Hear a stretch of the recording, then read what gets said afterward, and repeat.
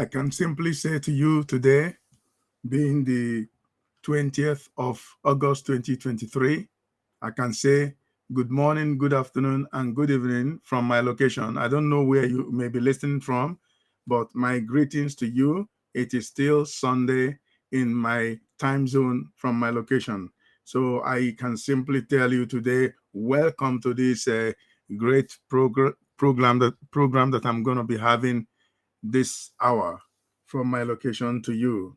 Please pay very close attention as I will be treating so many topics that are on my desk. I may not be, I will honestly tell you today, I may not be able to touch each and every one of them, but I will do my best to touch as much as I can so that we can know exactly what is playing out.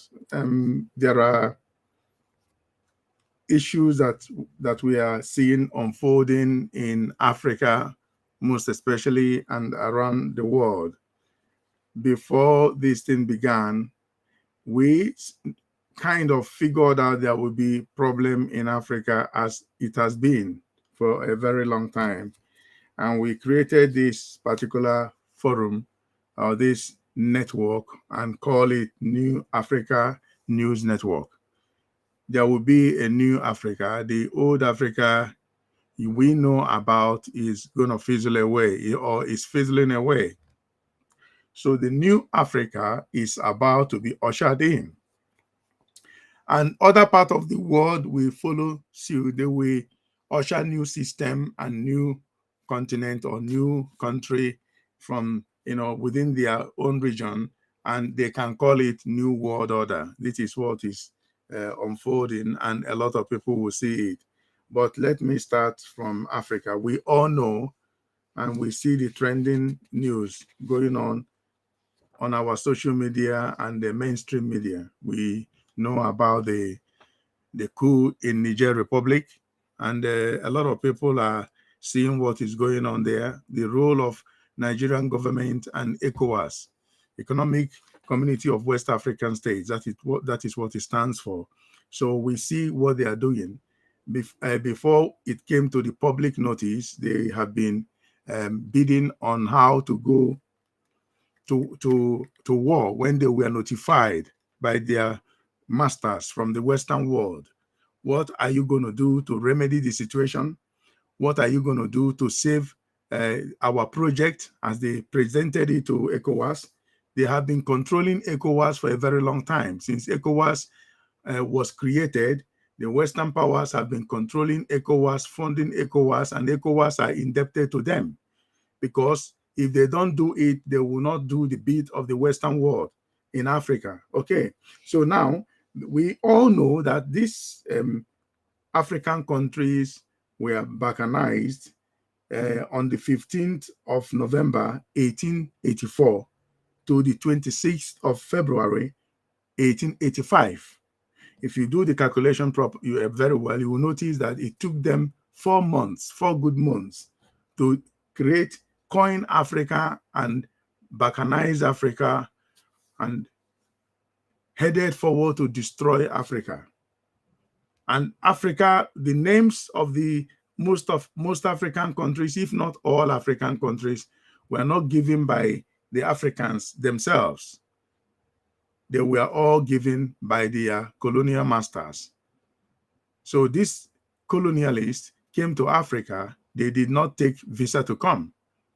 They invaded the continent of Africa. As at that time, we are borderless. We don't have borders. You can literally migrate from West Africa to South Africa or to Southern Africa. You can do it the other way around. You can migrate from Southern Africa to Northern Africa straight on. You will end up in Morocco or Spain or Algeria that borders France. They have common border. Morocco bordered with Spain. So that is what has been going on. And this group of Western powers that sat in Berlin to divide Africa and called some African countries Anglophone and some Francophone, They did not consult the owners of the land, the continent, before they came. And they began to do balkanization, divide Africa, put borders among ourselves that you cannot freely travel from your location to the other side. I met one Moroccan guy some years back. He's a dark-skinned Moroccan. So while we were talking, he said that there is a kind of border they gave them in their place. Morocco, between Morocco and Algeria. You can literally just walk from one point to another. You are in Algeria from Morocco and the other way around. So, but because of the control they put there, they cannot be able to do it. If you do it, if you undertake such journey, you will do it to your detriment. It will cost you your life. So they have to travel 6 hours to turn around and get to where you will be stamped out from Morocco, and you will be stamped in Algeria before you can go to your next door neighbor.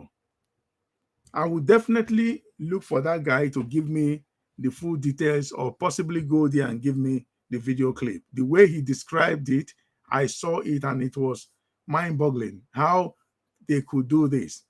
If you are cooking and you need to go to the next door neighbor to go and get, maybe you are short of things to cook with, maybe salt. Now, instead of you to go to your crossover to go to your neighbor's house to get something, you have to go 6 hours journey, turn around to come to the very position where you live to get something, to eat or to cook with. And these guys understands each other. They speak the same language, but they cannot cross from one particular position to the other. Why? Because of the border they put in Africa to their benefit. The borders they put in Africa is not for the benefit of the Africans. It's for the benefit of the Europeans that did that. And most of them, when they came, they will force you to speak their language.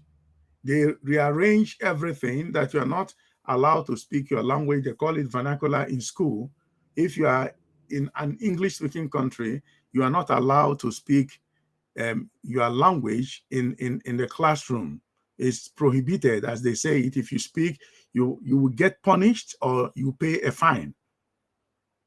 So invariably, they are telling you that your language is not eligible, or your language is nothing, is valueless. So you cannot, there is nothing your language can give you. Not eligibility, but there is nothing your language can give you. Is worthless. There is no need of you speaking your language, but that language is what the nature or what God gave you. You were born talking. So speaking what? What were you speaking? You called mama, papa. This is a universal language. Everywhere you go, a child, the first thing a baby will say is mama. The next one is papa. Okay? So it's a universal language. Mama is the same in Europe as it is the same in Africa. Then after that, you will now begin to identify things and learning things. What do they call this? What do they call that? That is how children learn. By the time you know it, they master everything. They start speaking the language. It's their indigenous language. That is how your language is being given to you, how you grow up speaking your language. Now, somebody came from a far country and began to tell you that you are not allowed to speak your language, that they are giving you a different kind of education. They call it civilization. And they began to civilize you and me, teaching us their mannerism, letting you forget your mannerism, your tradition, the way you should live. Okay. So they did this thing, and eventually Africa got totally divided. Some people in Africa began to speak Portuguese language, like Mozambique and Angola. Some places began to speak Spanish, like Cape Verde. And one other country, even part of Morocco speaks Spanish rather. Okay. But if you come to West Africa, there are many, I think 14 countries in West Africa that are Francophone. They speak French or more than that. And there are countries in West Africa and also Southern Africa that speaks English. Okay. Now that they were colonized by England or English people, and they began to teach us how to speak English, the use of English, and English became the national language of most of those countries in Western Africa and Southern Africa. If you go to Botswana, the Botswanans speak English. Namibians speak English, though they were colonized by German, by Germans, but they speak English. If you go to Togo, Togo actually partly was colonized by Germany, but they speak French. When they negotiated and exchanged something with something, they gave Togo back to France, and Togo became a Francophone country. Okay, go and make a research, you will see exactly what I'm telling you here. And this thing went on and on for more than 400-500 years. We have been under colonialism. The Africans, as a continent, they began to barricade us, and they give us borders restrictions, and telling the presidents through their representative that you should not interact with each other. That if you see a much number of some certain people in your country, get rid of them. And these officials, these head of states began to carry such orders out until this new generation came and said, why? What is going on here? And some of them have been in Europe, lived in Europe, saw that there was nothing like closed borders. You can literally travel from Germany to Spain without anybody controlling your passport. Is borderless. You can literally travel from the Netherlands to Italy without anybody stopping you and asking you for your passport. So they call themselves EU, European Union. If you're a member of EU, you are not, you are free to travel from one country to another without any visa, imposing visa on you. You are not. There is nothing like visa restriction. You can travel without visa. Once you're a member of EU, any EU country, you are free. Now they are 27. Before they were 28 when United Kingdom was among the EU nations. When United Kingdom exited 2016, thereabout, after the referendum, they exited. Now they made a law that United Kingdom, anytime they want to visit any EU countries, they have to apply visa. And the negotiation was going on and on until 2020, thereabout. They completely exited and kissed them goodbye and became a sovereign state that that Brussels cannot make decision for them. That the EU head office in Brussels cannot make decision for the people in UK. That is the law. Okay, this is something good for them. They figured out that they were losing money belonging to EU, and they are not ready to continue with that marriage. They divorced, and United Kingdom left EU, but they shared intelligence. They shared intelligence among all the EU countries. That you are out of EU doesn't mean that the law enforcement agency are also divorced. They don't communicate with each other. They do communicate with each other. So the divorce didn't get to that level. There was a time they were discussing about how to move their goods and services. Okay, this was done in United Kingdom between UK and EU countries, and they came to a point of agreement that they should allow food to be coming from different countries, from Spain, from Germany, from Sweden. IKEA is a Swedish company, but IKEA is in UK. IKEA is everywhere. Aldi And Lidl is a giant supermarket food chain company that originated from Germany, but Aldi is everywhere. It's in UK, it's in Belgium, it's in the Netherlands. They are there, they are doing their businesses without much problem there. And they are complying with the new system. There is no problem. But the same thing, they don't want Africans to have it. And Africans are busy helping these people out.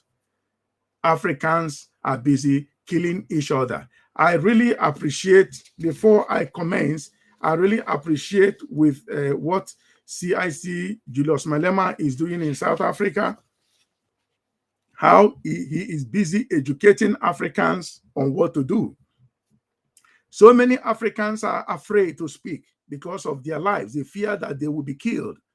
Somebody told me, if you know Julius Malema, if you know Honorable Julius Malema, go and warn him because they might kill him. I said to them, you don't know the person you are talking about. If they could, they would have done it long ago. Let them keep trying. I don't rule any of their options. He said, relax, listen to me. Remember how they killed Bob Marley. Remember how they killed this person. Remember how they killed that person. Those people who, whenever you speak for the unity of Africa, they will go and get you killed. Remember Muammar Gaddafi, how he was killed because he was, speaking and telling Africans the reason why they should unite and have common currency, a single currency, have a common market, have the same one single government, have a borderless African states. They said, impossible. If we allow this man to carry on, we are going to be finished. Okay. They used their foreign policy and murdered Muammar Gaddafi. I ask any Libyan or anybody who is listening to me today, the Libya you see today, is it much more better off than that of Gaddafi, Libya under Gaddafi? I can give you the answer. The Libya under Gaddafi is more secure, more safe, and more beautiful that people of Libya were enjoying. They were getting benefits in their country.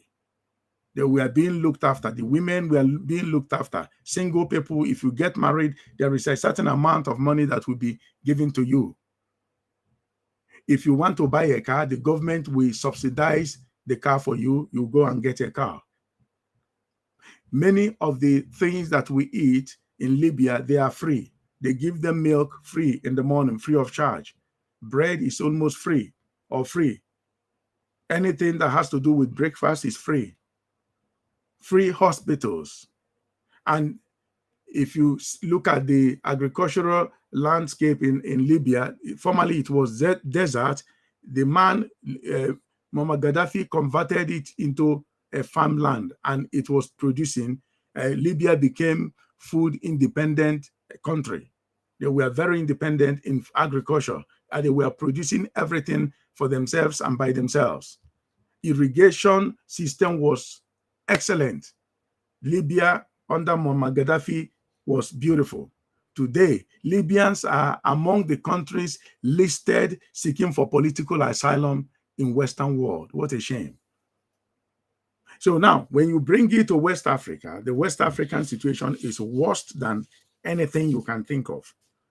I remember the ambassador we all know, Ambassador Arikana, who was saying all these things, explaining to us all these things. PLO Patrick Lumumba also has a voice in all these things, and he's been speaking.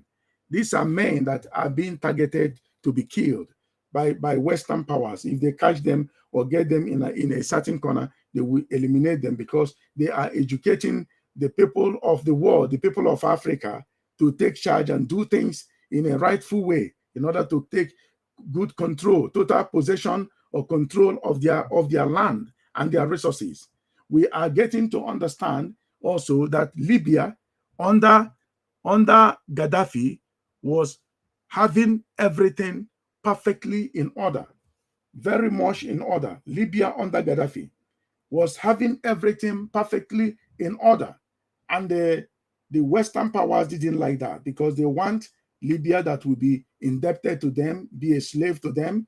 And they connived, conspired, eventually got rid of got rid of uh, um, got rid of Mama Gaddafi, and Mama Gaddafi became a history, and the rest, you can see it, you know what it is. So why I am saying this thing today? Africa we are looking at today is coming back alive. That is the good news that I'm about to share with us here today. The Africa we are looking at today is coming back alive. But I don't know if they will let go. The powers that be, I don't know if they will let go. Because if they don't let go, something crazy will happen. If they don't let go, something very, very catastrophic will happen to Africa. Okay, we are looking at what is going on in Africa, and most people are not getting the picture. They are not getting it. They are looking at it and they don't understand why all these things are happening.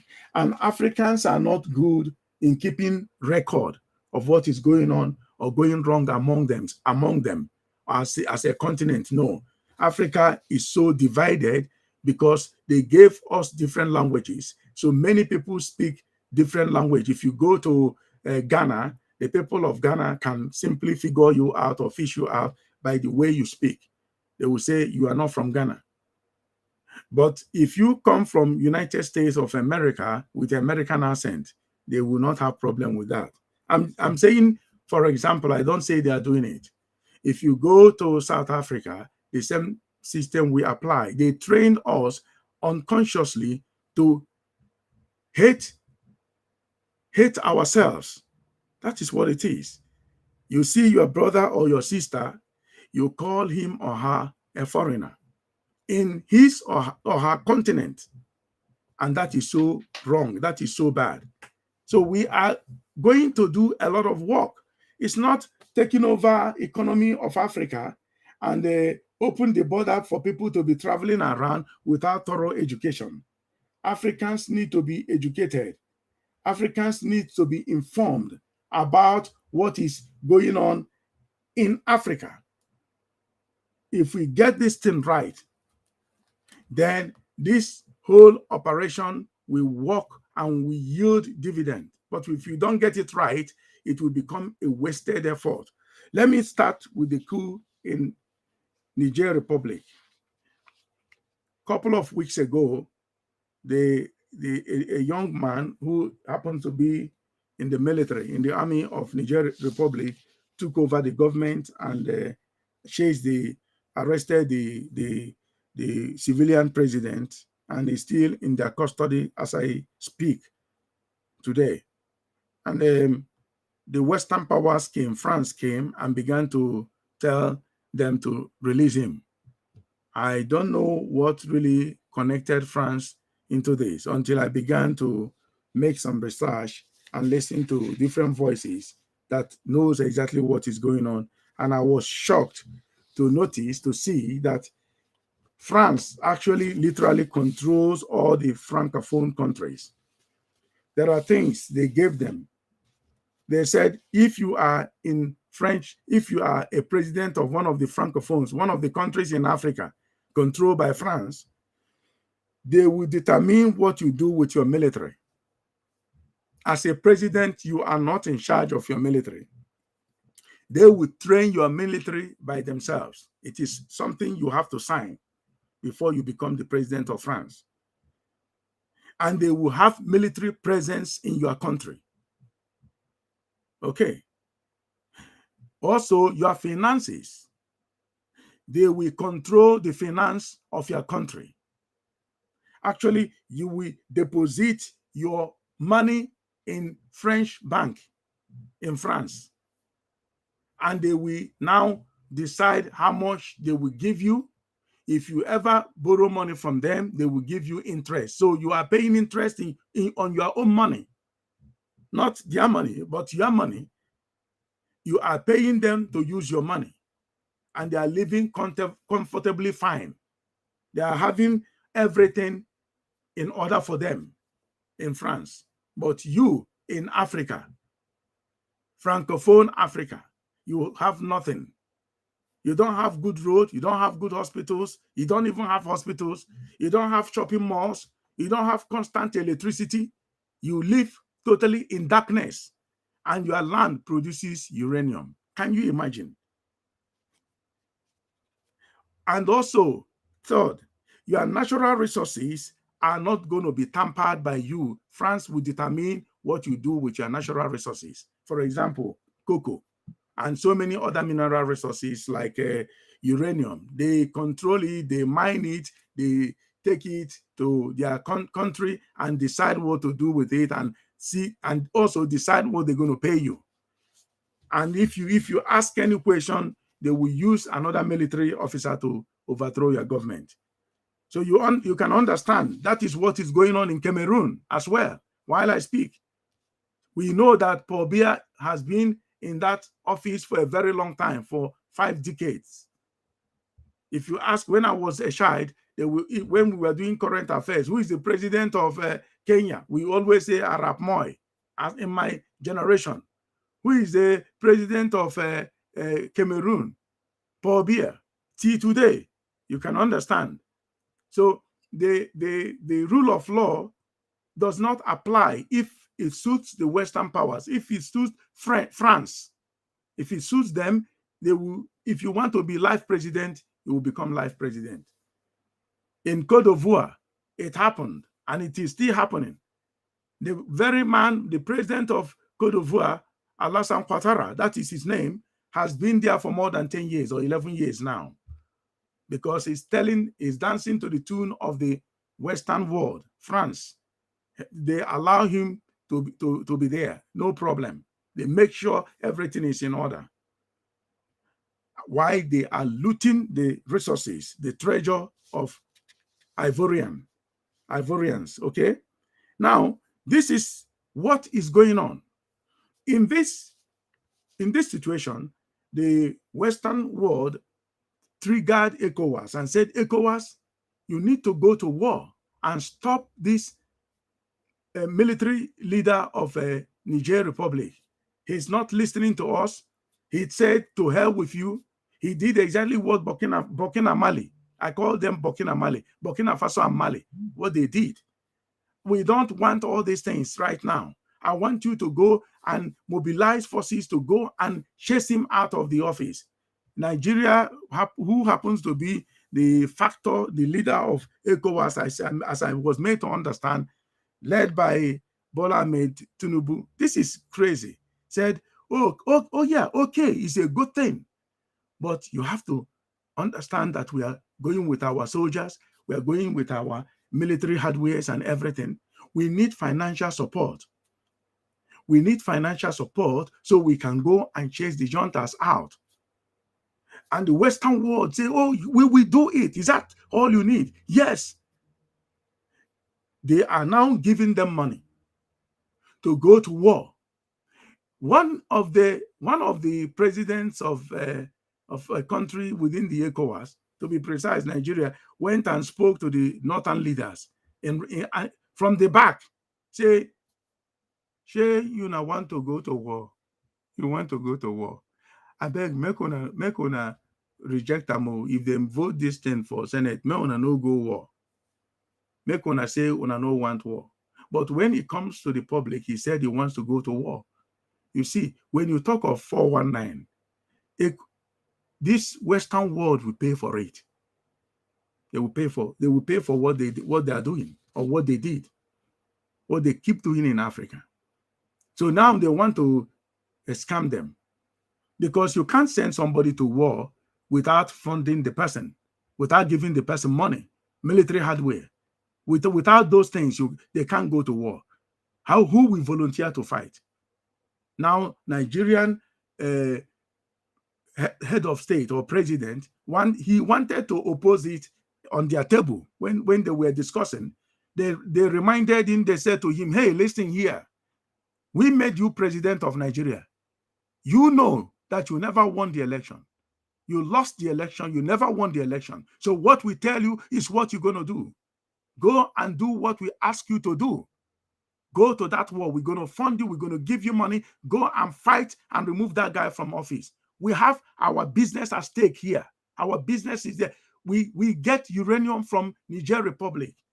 And the other side said, oh, we piped a gas, we piped a oil supply gas pipeline from Nigeria to Niger Republic, heading to Morocco, and we eventually cross the sea and get to Spain. From Spain, it will go to different parts of Europe. Where did that gas pipeline came from? It came from a place called, let me calm down and remember the name. Egbema, or Haji Egbema. That is where the pipeline came from. The gas deposit, the largest gas and oil deposit in the world, the largest gas deposit on the planet Earth is in Ohaji Egbema, which I have been there. Anything you touch there is gas. If you dig deep, not too deep, gas in Egbema. That is where they piped that pipe. They piped from that particular position to Warri. So when somebody say the oil is the gas is coming from Warri, I say, excuse me, you don't know what is going on. Why did they grab Mazi Nnamdi Kanu? Why did they grab the leader of IPOB in another country where he went? He wasn't in Nigeria. He happens to be a British citizen. And they didn't even look at it. They undermined that and went and grabbed him. The bottom line is he's an African. They grabbed him straight away to Nigeria, Niger area, and dumped him there in dungeon, in a cell. And they began to cajole so many people with a judicial system that doesn't work. And so many people were crying, bleeding financially, and so many other things in order to get Mazi Nnamdi Kanu out, the leader of IPOB, Indigenous People of Biafra, who spoke out and exposed the corruption going on in Nigeria and Africa at large. They said he's not supposed to leave. He's not supposed to be free. He's supposed to be held, shut down, closed down. And while they are holding him, the worst is happening in Africa.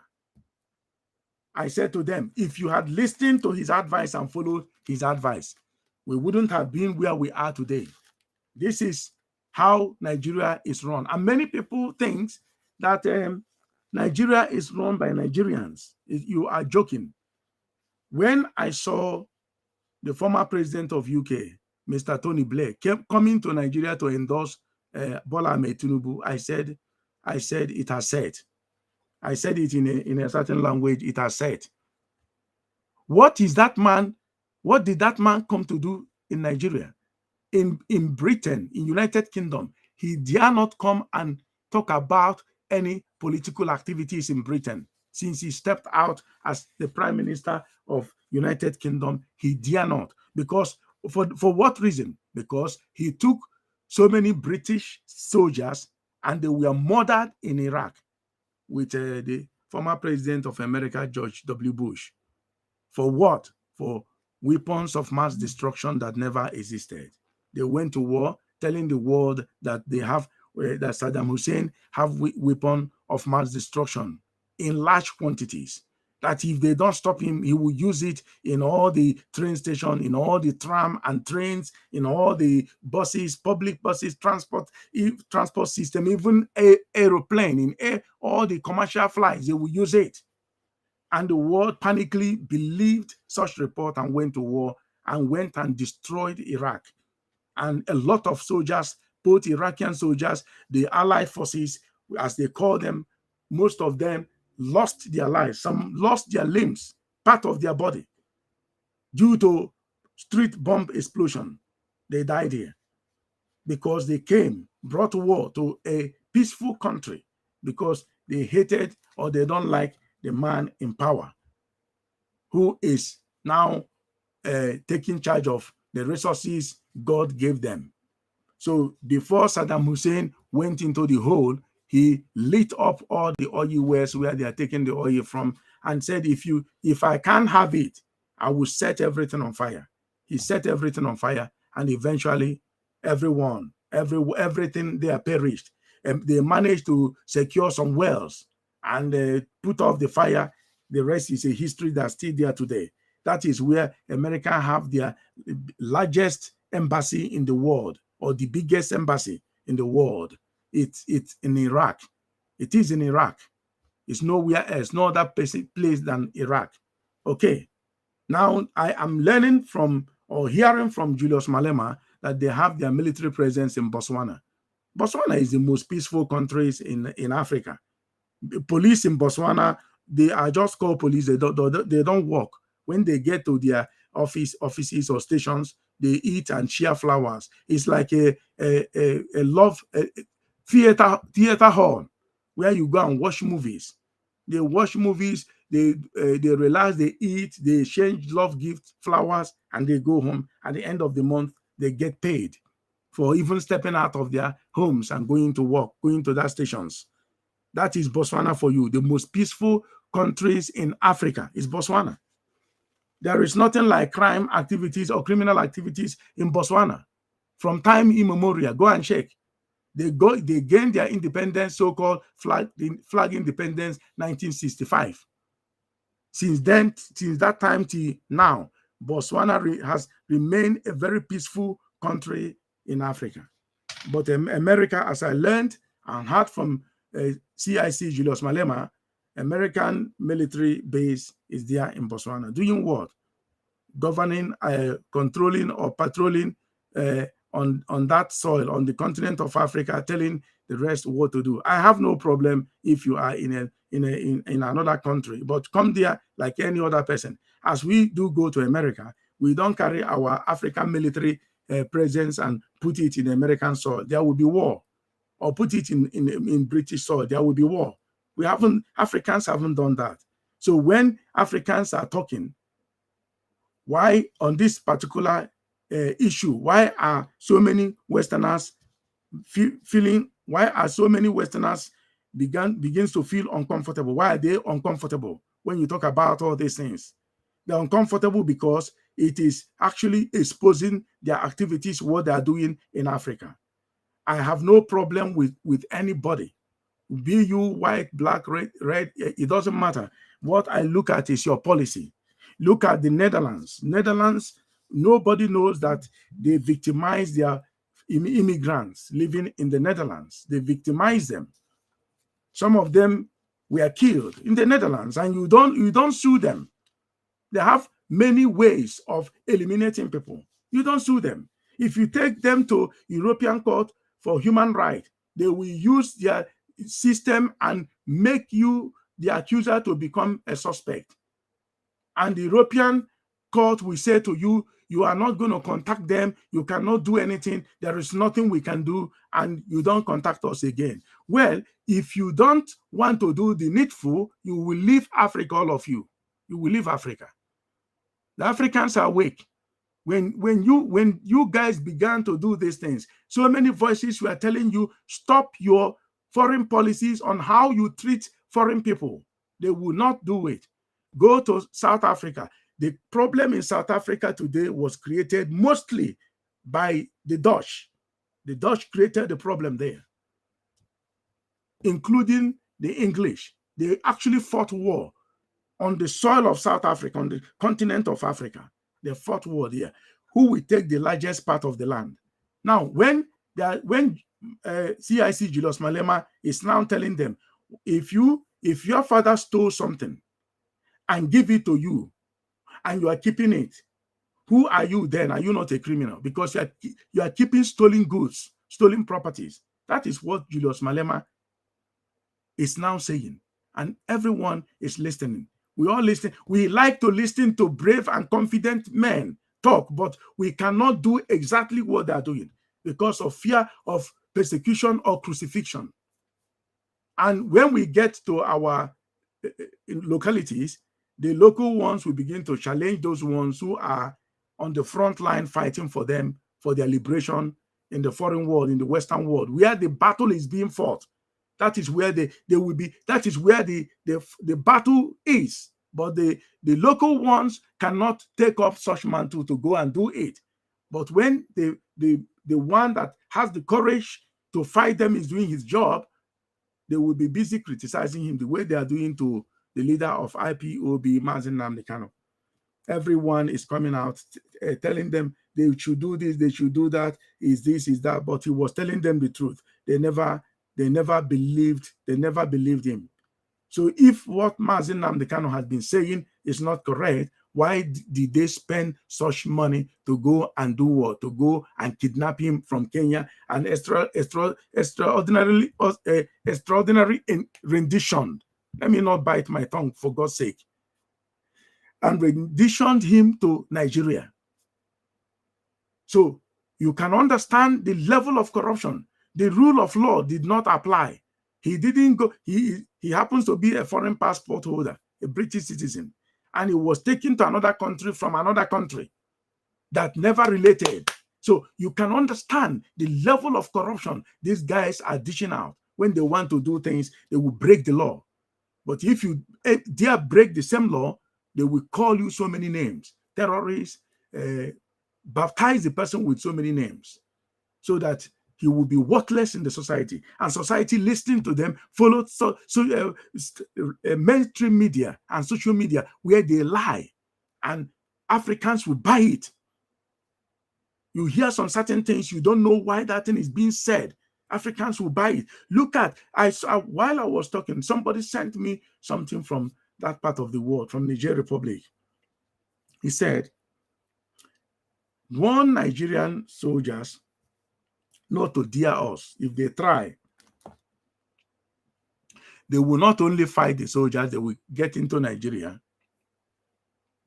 and destroy so many things. That's what they said. Use your mechanism, inform them not to dare it, not to try it. If they do, they are gone.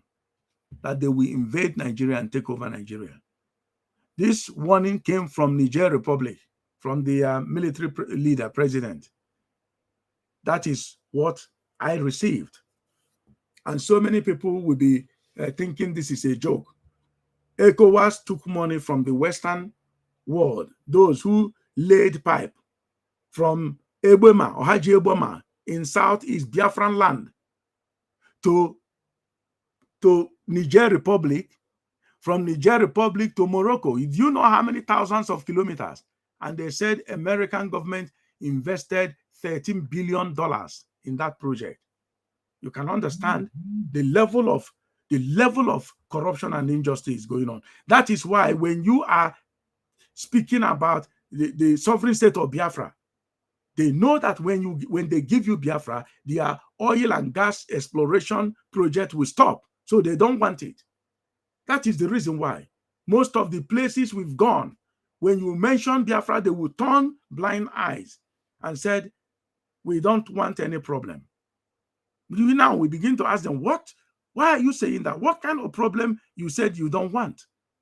Oh, go and check the news. Go and check the international businesses. Go and check what most countries are doing in other countries. Until the war in Ukraine with Russia came up, things began to change. There was a pipe that was blown apart that supplies gas from Russia to Western world. They destroyed it. There are some systems that they destroyed. They were blaming Zelensky of Ukraine, and they said it's Russia. They don't know who did it, but some people say the president of Ukraine did that to get support for the war. But the people who used to fund war said, we cannot give you bond. We don't have money for war. So we are not going to support it. So other group took it. We're going to go for it. They tried to make it to sell that war, and that war wasn't sold. Last time they had a meeting somewhere, I don't know what they call them, G7 or G20. Zelensky was there. He was isolated. Nobody was talking to him. He was isolated. We saw the photo footage, the video. Nobody was talking to him. He was all by himself, wearing military camouflage, like one idiot is now wearing in a country in Europe, deceiving people, telling them to come, and they are going, that is going to get them Biafra. I don't want to talk about some certain people in my on this holy platform. I don't want to talk about them. They will threaten you, send them your picture and begin to threaten you. Well, I have your medication. I'm not going to release it now. There is an adage that says a drunk chicken has never met a mad fox. A drunk chicken, a chicken that is drunk, has never met a mad fox. Because if it has met a mad fox, that chicken would have been eaten. Ataya. Ọkụkọ mmanya na-egbu afụbeghị ufu ala na ayị. Mmanya gburu ebe na be ufu ataya. Ọkụkọ aba voicemail. That is what is going on. I'm sorry for using the a local language, or that I can express myself better to narrate this idiomatic expression or proverb about the mad fox and drunk chicken. Okay, if France can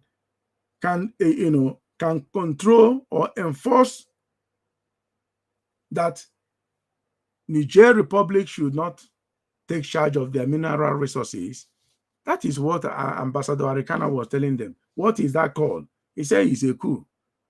If France can tell Niger Republic, you don't have any power to go and get military experts somewhere to train your people, we will train them. That is a coup. If France can tell Niger, your finance is going to be controlled by us, and you should, in no given circumstance, take this finance to any other country. We will mint your money and give you what you have to eat. That is the worst coup on the planet Earth. That is what the ambassador was telling them, and speaking in her program. Okay, we are all listening. We were listening to this. She's not tickling our ears. That is why I titled this program "The Globalist Agenda for Nigeria and the Rest of Africa."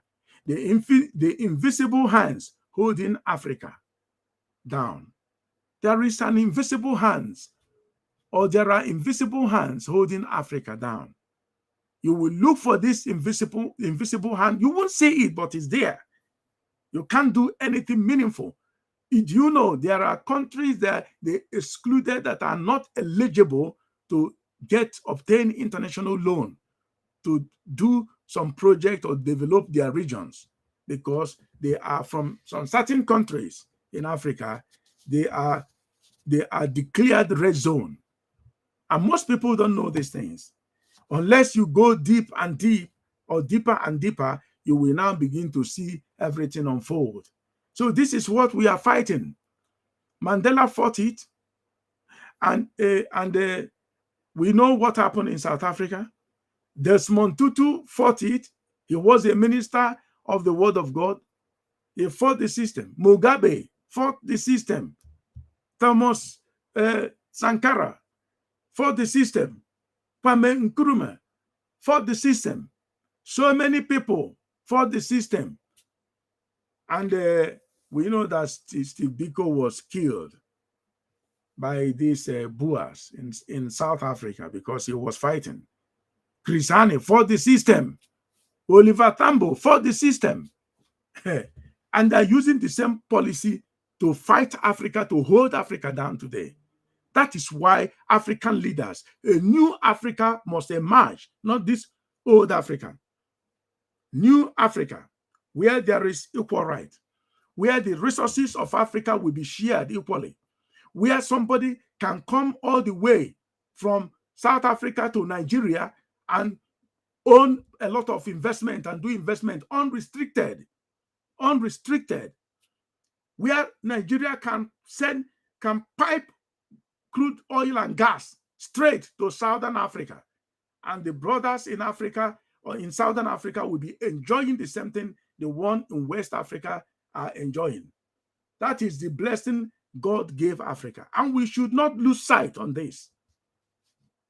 We should not lose sight on this, no matter how you feel. If I don't communicate properly or speak English like speak Queen's English to you, pardon me. I am an African. I have my own language in Africa, or languages in Africa that I speak. And I cannot speak with a Boro dialect or accent because I want to impress somebody. If you leave me, I will speak Pidgin English yourself.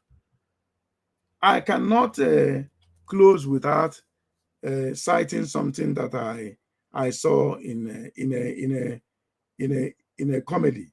It's a comedy. I respect Yoruba comedians. They are too good.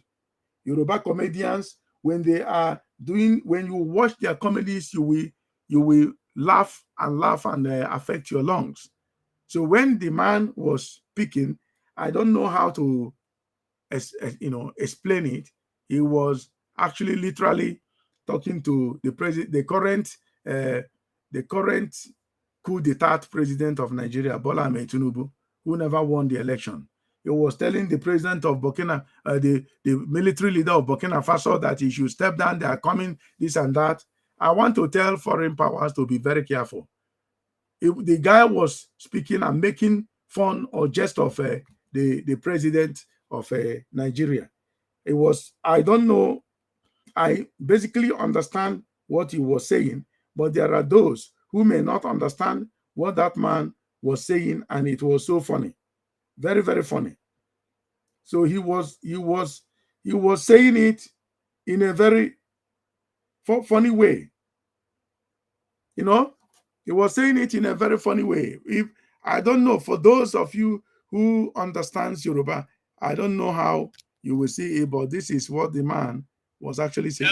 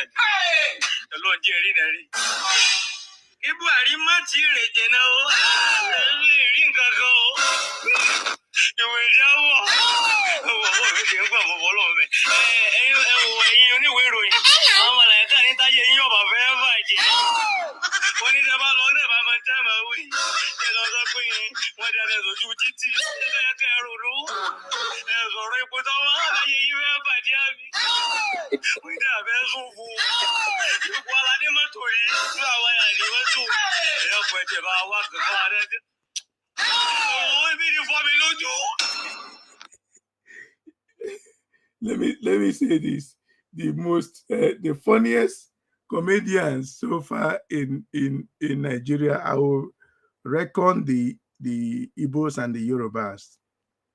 When a real Igbo comedians does his comedy or produces his comedy, you will laugh and pass out. Yoruba the same. If you understand Yoruba language, you will literally collapse while hearing what this man is saying. Contact any Yoruba speaking person. Tell him to spell out what this comedian was saying about Bola Ahmed Tinubu and the business of meat sellers, Elero. And for those of you who always listen to the news in Lagos, he will be fooling you people, telling you, giving you a lot of false news and false hope, fake news and false hope. All of a sudden, you will hear Erini Ronyilati Leche Victoria Island, the Java Akwakuleko. The newscaster is talking, Urukomini is saying his name, but he's thinking about it. Urukomini Alao Adedayo. So now, this is Lagos State for you. Bola Ahmed Tinubu. Honestly speaking, I will say to this, the Western world are very wicked, they're heartless, to be honest with you. They are very heartless. I wouldn't look at Mr. Peter Obi standing with Bola Ahmed Tinubu in a campaign and ask people to go and cast their votes to Bola Ahmed Tinubu. Ahmed Tinubu never won the election. The president of the military leader of Niger Republic told him, he said, you plotted coup against Nigerians and took over power with your men, and you have the temerity to come and tell me that I came there illegitimately, that I'm an illegitimate government. He said, you are a coup plotter.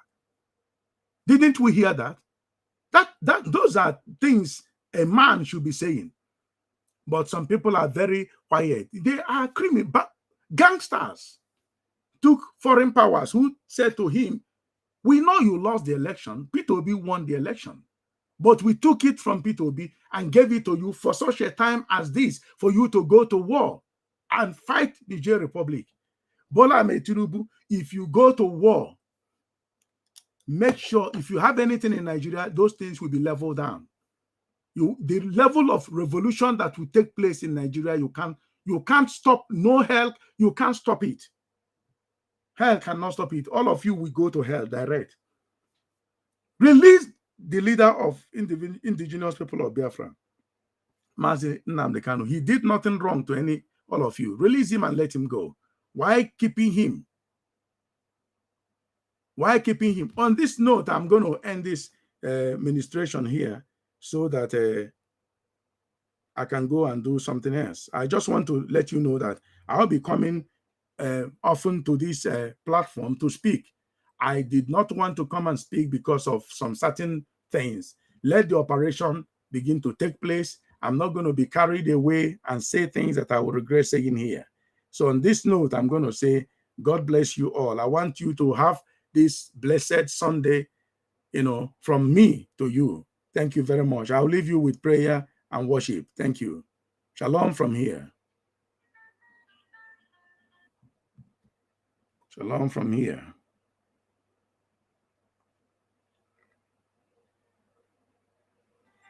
Sing the song of victory. Shout aloud unto the Lord. Hallelujah, we are blessed. Yahweh is for us. Tell about his faithfulness. Our lives have been restored. Hallelujah, we are blessed. Because Yahweh is for us. God, you are so good. God, you are so good. Yes, our God is good. God is so good. Our God is good. God is so good. Yes, He's so good to me. Let's bless the name of the Lord who has been this good to us. Thank Him for another time He has brought us in His presence to restore us to Himself. The Lord is restoring all things back to His people. The God of restoration is working out mighty restorations in our lives this season. Let's go ahead and bless His name. Let's praise Him. Let's adore Him. Let's magnify the name of the Lord who has been dealing so wondrously well with us. Just go on and thank Him. Our God is good, and that's all the time. Our God has been so good to us, restoring us in our health, in our bodies, in our businesses, in our families, in the works of our hands, in our spiritual lives, in our faith in Christ Jesus. Wherever the enemy, wherever the devourer has tampered in our lives and destinies, the Lord has been restoring them to us. That's why we sang that song that our God is so good. He's a God that restores us to himself. Father, we thank you. Lord, we are appreciative of all you are doing. Thank you for bringing us into this long-awaited season, the season of restoration. For in your presence, Lord, in this place, you are restoring all things to us, back to the church, back to your people. You are restoring. Thank you and remain blessed. Shalom from here. I'm Rabbi Charles speaking from my location. Thank you so much. I love you guys.